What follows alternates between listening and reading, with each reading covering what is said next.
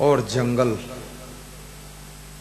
में मंगल करते हुए सुंदर निर्मल सरोवर का दर्शन करते हुए वाल्मीकि के आश्रम की ओर बढ़ रहे।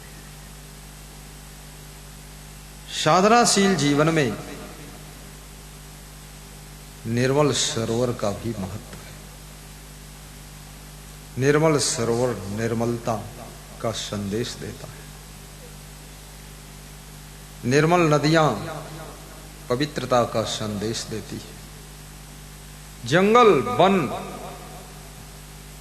साहस का संदेश देता है, क्योंकि जंगल में स्वाभाविक डर लगता है, भय लगता है। शेर, बाघ, रीछ, भालू, भेड़िया, जंगली जानवर रहते हैं। याद रखना, ये संसार भी एक जंगल है, जहां पर काम, क्रोध, लोभ, मोह, ईर्ष्या, द्वेष, अहंकार जैसे शेर, भालू, बाघ, तेंदुआ, जंगली जानवर रहते हैं, और इनसे साहस पूर्वक ही निपटा जा सकता है। आपके अंदर जो काम, क्रोध पैदा होता है, ये जीवन के जंगल में काम, क्रोध की उत्पत्ति होती है, और काम, क्रोध के शेर, बाघ, भालू ये आपके सुख शांति को नष्ट करते हैं। इनको कंट्रोल करना। पहाड़ों का दर्शन, पहाड़ स्थिरता का प्रतीक है। इतना भूकंप आता है, लेकिन ऐसा नहीं कि दाहोद का पहाड़ खिसक करके हालोल चला जाए, रहता वही है। साधक में स्थिरता होनी चाहिए। साधक में डगमगाहट नहीं होनी चाहिए। कबीर साहब कहते हैं, डगमग छाड़ दे मन बोरा। हे पागल मन, हे बोरे मन, हे पगले मन, ये डगमगाहट छोड़। ऐसा मत सोच कि साधु बना हूं, साधु ही रहूं कि गृहस्थी करूं।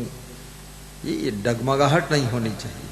ब्रह्मचर्य से ही रहूं कि कुछ और कर लूं, नहीं नहीं, स्थिरता होनी चाहिए। भक्त बना हूं, भक्त रहूं कि थोड़ा रुक जाऊं, बाद को कंठी माला लूंगा, थोड़ा अंडा वंडा और खा लूं, थोड़ा देख लेता हूं मुर्गी में क्या टेस्ट है, सांप में क्या टेस्ट है, बिच्छू भून कर खाऊं नमकीन की तरह। ये सब डगमगाहट नहीं होनी चाहिए। स्थिरता, अचल, पहाड़ अचल होते हैं, ऐसे हमारा चरित्र अचल होना चाहिए। हमारी साधना अचल होनी चाहिए। हमारी भक्ति भी अचल होनी चाहिए। दुनिया हिल जाए लेकिन भक्ति नहीं हिलनी चाहिए। बोलिए सद्गुरु भगवान की जय। कितने लोग बहकाने वाले मिल जाएं, पर बहकना नहीं चाहिए। कोई कितना बहकाए, अरे अभी से तुम भक्त हो गए, अरे अभी से तुम साधु हो गए, तुमने दुनिया का स्वाद ही नहीं लिया, तुमने तो संसार देखा ही नहीं। अरे तू कहाँ कंठीला बहन, अभी तो संसार देखना था, अभी तो रमीला झमीला करना था, अभी कहाँ फंस गई तू गुरु महाराज के चक्कर में, कंठी माला पहन लिया। अरे ये गौरव इतना जवान आदमी, ये कहाँ गुरु के चक्कर में फंस गया लखीमपुर वाला।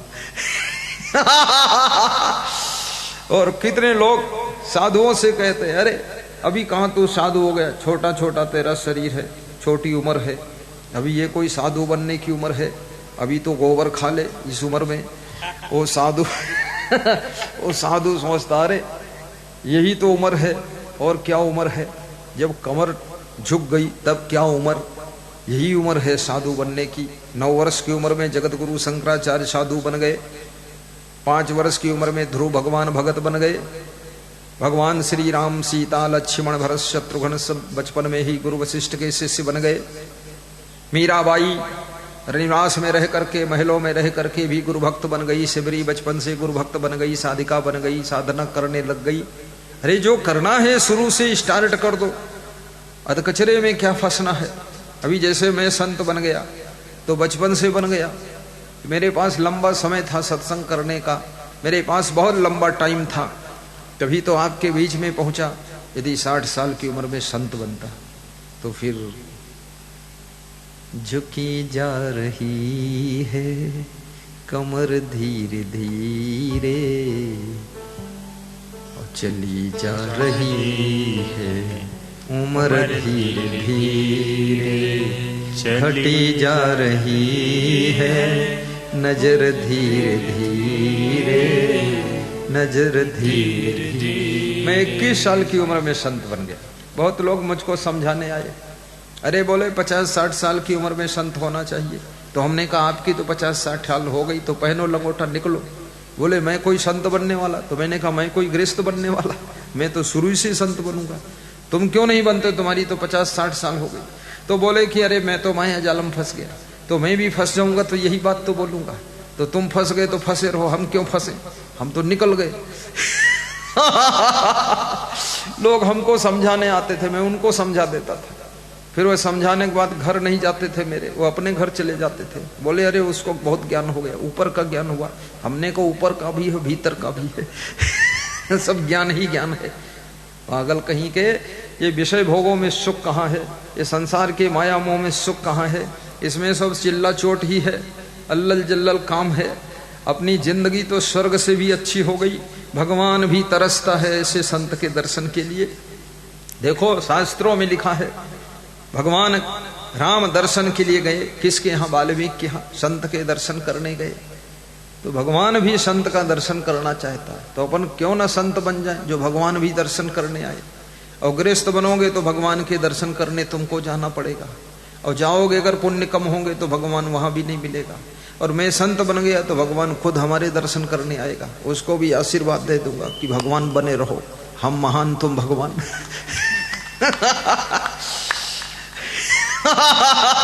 और नाटू भाई बहुत खुश हुआ, क्या सुना रहे हो? सत्य बात है, संत के चरणों में तो भगवान को भी शांति मिलती है। संत हृदय नव मीत समाना, कहा कभी न पर कहा जाना। गाओ। संत हृदय नव नीत वाह वाह। समाना, कभी पर कहीं न जाना। सतुई सब मोह में जग देखे, मोते अधिक संत कर लेखे। ये राम के वचन है, मैं नहीं कह रहा हूँ। नवधा भक्ति रामायण में सातवीं भक्ति में राम ने कहा है कि सातवीं भक्ति मेरे समान संसार के नर नारियों को देखना, सिया राम मैं सब जग जानी। लेकिन संत मिल जाए तो उनको मुझसे भी बड़ा समझना, क्योंकि संत ही तार सकता है, भगवान तो केवल मार सकता है, संत तार सकता है। रावण को भगवान ने क्या किया? मार दिया है। ज्यादा गड़बड़ करो भगवान भी मार देता है। लेकिन संत रत्नाकर जैसे डाकू को सप्तऋषि संतों ने क्या किया? मार दिया? नहीं, तार दिया। वाल्मीकि जैसा ब्रह्म ऋषि बना दिया। अंगुलीमाल जैसे डाकू को क्या किया महात्मा बुद्ध ने? मार दिया? नहीं, तार दिया। वो संत हो गया अंगुलीमाल। तो संत तारता है, और भगवान याद रखना जो संत से भी नहीं सुधरता है तो भगवान फिर उसको मारता है। संत और भगवान में इतना अंतर है, इसलिए सुधर जाइए। मैं जो वाणी सुना रहा हूं ना, इससे सुधर जाओगे तो तर जाओगे, और नहीं तो पीछे से भगवान आ रहा है, वो फिर खत्म। सतुई सब मोह में जग देखे, मोते अधिक संत कर देखे। राम की वाणी है, शिवरी को समझा रहे हैं कि यदि संत मिल जाए तो उनको मुझसे भी बड़ा समझना, और अगर कोई गृहस्थ मिल जाए तो उसमें मेरा रूप देखना, राम का रूप देखना। नारी मिल जाए तो उसमें सीता का रूप देखना। सिया राम में सब जानी, करो प्रणाम जोर जुग पानी। ऐसे सबका सम्मान करना, अभिमान किसी से मत करना, और सबका आदर करो। क्योंकि याद रखना, जो सबका आदर करता है दुनिया में वो कहीं भी रहता है, उसका आदर ही आदर होता है, उसका अनादर कहीं नहीं होता। सबसे पहले अपने माता पिता का आदर करो। ये मत सोचो उन्होंने कभी डांट दिया था, कभी फटकार दिया था, कभी जोर से बोल दिया था, कभी तुमको ये बोल दिया वो बोल दिया। ये सब बात छोड़ो। कौन बोलेगा? कोई बोलने वाला भी तो होना चाहिए ना। तो माता पिता ने बोल दिया तो क्या फर्क पड़ गया, आखिर उन्हीं की संतान हो। मैंने एक कलेक्टर की पत्नी को देखा, वो अपनी बेटी को कूट रही थी।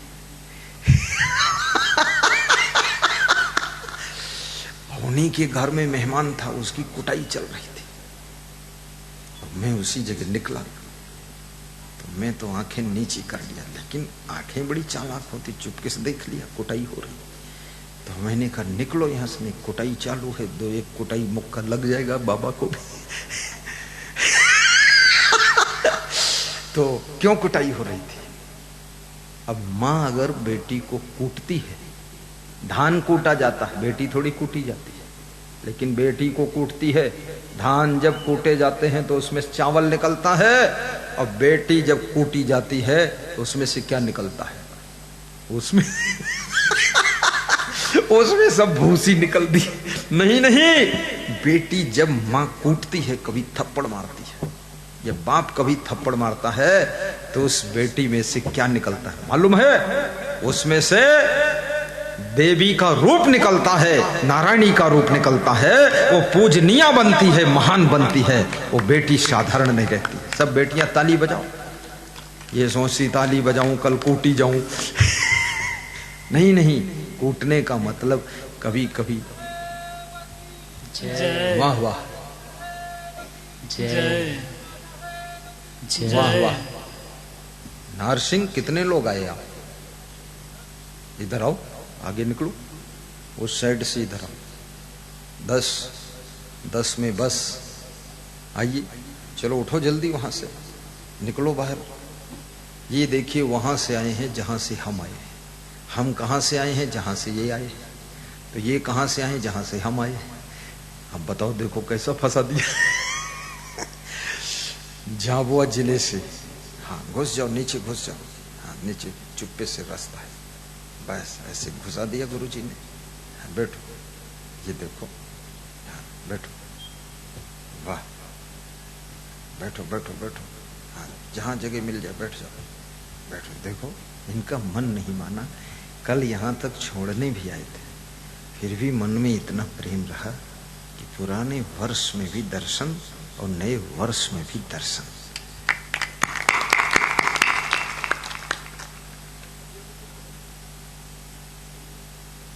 बहुत अच्छा बात। ये ऐसे भक्त हैं, समझना। मैं इनके यहां 26 को पहुंचा था, 27, 28, 29 प्रवचन दिया, 30 को पधरौनी किया, 31 को पधरौनी किया, पधरौनी ज्यादा थी, और 31 को यहां शाम को आ गए।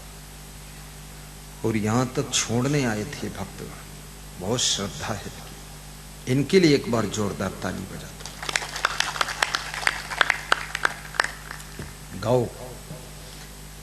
तो कभी माँ बाप डांट दे, बुरा मत मानना। ये मेरी बात को संभाल के रखना।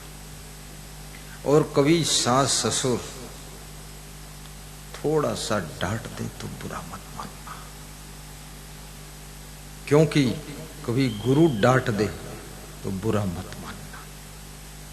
डांटता उसी को व्यक्ति है जिसको अपने से ज्यादा मानता है, अपने से अच्छा बनाना चाहता है, अपने में जो कमी रह गई है वो कमी आप में नहीं आने देना चाहता है, इसलिए तुमको डांटता है, समझाता है और ज्ञान देता है। और कभी अपने से बड़े लोग समझाएं तो प्रेम से बैठकर सुनना और समझना, उलझना नहीं, नाराज मत होना। और हमेशा सास ससुर का सम्मान करना और फैशन से बचना। मैं बेटियों से निवेदन करूंगा, फैशन से बचना। और बेटों से निवेदन है, व्यसन से बचना। और बूढ़ों से निवेदन है, टेंशन से बचना। फैशन, व्यसन, टेंशन, और मिल गई पेंशन। अब झंझट क्या है? टेंशन बिल्कुल मत करो। अपने बच्चों को अच्छे संस्कार दो और बेटियों को भी संस्कार दो। आपको सुंदर बनना है तो सुंदर स्वभाव बनाइए, सुंदर चरित्र बनाइए, सुंदर कर्म कीजिए, मृदुल वाणी बोलिए और सुंदर व्यवहार बर्ताव कीजिए। तो आप जितने सुंदर लगोगे उतना सुंदर न कोई बेटी होगी न कोई बेटा होगा। सबसे सुंदर वह है जिसके कर्म सुंदर है, चरित्र सुंदर है और जिसके विचार सुंदर हैं, जिसकी वाणी सुंदर है। उससे बड़ा सुंदर दुनिया में कोई दूसरा नहीं। जैसे आप गुरु जी के दर्शन के लिए आए तो गुरु जी में क्या सुंदर है? गुरु जी के विचार सुंदर हैं, गुरु जी की वाणी सुंदर है और गुरु जी का स्वभाव सुंदर है, गुरु जी का चरित्र सुंदर, वैराग्य सुंदर, भक्ति सुंदर, प्रवचन सुंदर और गुरु जी के कर्म सुंदर, व्यवहार सुंदर और गुरु जी का सब कुछ सुंदर। शरीर सुंदर हो न हो लेकिन स्वभाव सुंदर हो तो इससे अधिक और सुंदरता क्या हो सकती है। इसलिए अपने अपने स्वभाव को सुंदर बनाओ। सुंदर वह जो सुंदर करई, सुंदर वह जो सुंदर करई, गुरु कृपा भवे सागर तरई। सुंदर वह जो सुंदर करई, गुरु कृपा भव सागर तरई। सब सुंदर सब बिरुज शरीरा, सब सुंदर सब बिरुज शरीरा, सब गुण गिधन बियति धीरा, सब गुण गिधन बियति धीरा। सब सुंदर सब बिरुज शरीरा, सब गुण गिधन बियति धीरा। राम राज्य में सुंदर की परिभाषा क्या की जा रही है? सब सुंदर। अयोध्या में सब लोग सुंदर थे। कैसे सुंदर थे कि सबके शरीर निरोगी थे। विरुज, विरुज का मतलब होता रुज माने रोग। सबके शरीर रोग मुक्त थे, सब स्वस्थ थे। शरीर भी स्वस्थ, मन भी स्वस्थ। तन स्वस्थ हो, मन स्वस्थ हो और मन में काम, क्रोध, लोभ, मोह, ईर्ष्या, द्वेष, अहंकार की बीमारियां नहीं थी और शरीर में ये लकवा, अटैक, पटैक कोई बीमारी नहीं। शरीर भी स्वस्थ और मन भी स्वस्थ। फिर सब गुणज्ञ और सभी गुणवान थे। जिस घर में सब गुणवान हो, रूपवान तो सब लोग बनना चाहते हैं लेकिन गुणवान कौन बनेगा? और रूपवान बनने के लिए ब्यूटी पार्लर की दुकान भी है। इतने इतने केमिकल आते हैं, इतना इतना पाउडर है, क्रीम है और इतना डेंट पेंट है, इतना गोबर है। सब इतने मुंह को बस संभालते हैं, बस लीपते पोतते रहो।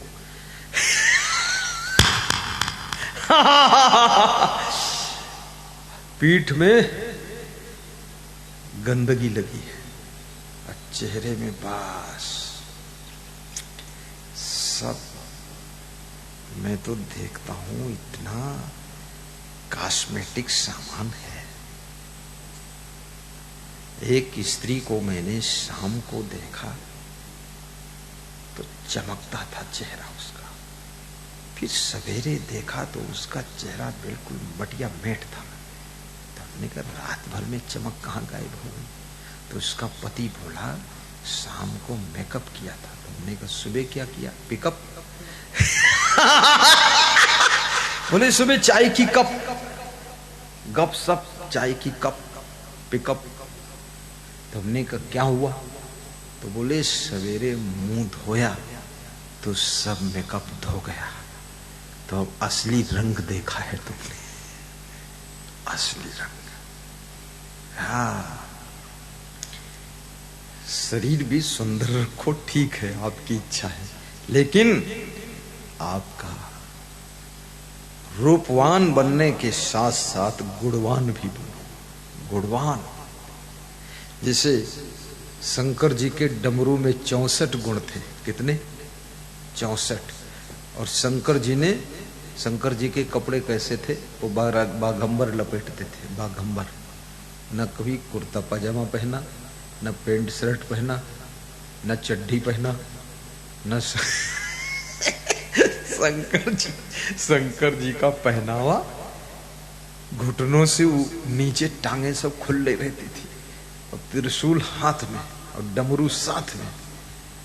और शंकर जी बिल्कुल सादी वेशभूषा में, कुछ नहीं, कोई फैशन नहीं।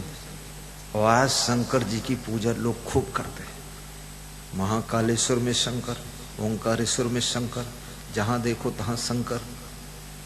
कितना शंकर की पूजा होती, सबसे ज्यादा पूजा शंकर की होती है, और फिर हनुमान जी की होती, फिर विष्णु की होती, फिर राम की होती, और ब्रह्मा की तो बिल्कुल नहीं होती, क्योंकि ब्रह्मा जी के तो 3 सिर थे। 3 सिर थे कि नहीं? 3 खोपड़ी और 6 आंखें। और कोई मुंह में दाढ़ी लगी, कोई कम दाढ़ी, कोई मूंछों वाला है। ब्रह्मा बड़ा अद्भुत है, 3, लेकिन उसका तिकड़वी दिमाग भी था। ब्रह्मा जी की पूजा नहीं होती। क्यों? क्योंकि 3 चेहरे हैं, तीनों सुंदर हैं, और ब्रह्मा जी का कुछ ऐसा है जो सुंदर नहीं है, इसलिए ब्रह्मा जी की पूजा नहीं है। तो आप रूपवान हैं, रूपवती हैं, गुणवान हैं, गुणवती हैं, तो समझ लो जो गुणवान है और गुणवती है महिला और गुणवान है पुरुष, वो सबसे ज्यादा सुंदर है।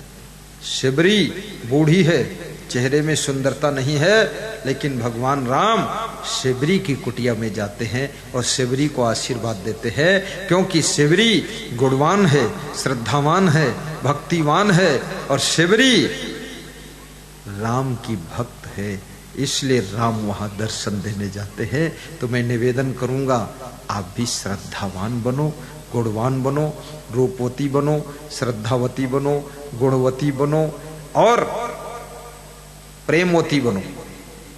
प्रेम भी होना चाहिए। घर में सबसे प्रेम करो।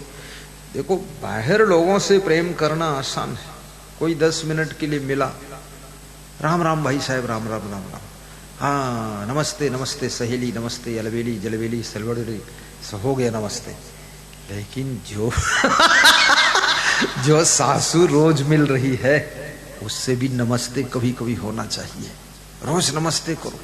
हमारे संत लोग रोज मिलते हैं, हम इनसे रोज कुशल मंगल पूछते हैं, कुशल मंगल है, और रोज प्रणाम करते हैं, गुरु को प्रणाम करते हैं। हम रोज इनको 3 बार आशीर्वाद देते हैं, और रोज एक दूसरे का हाल चाल पूछते हैं।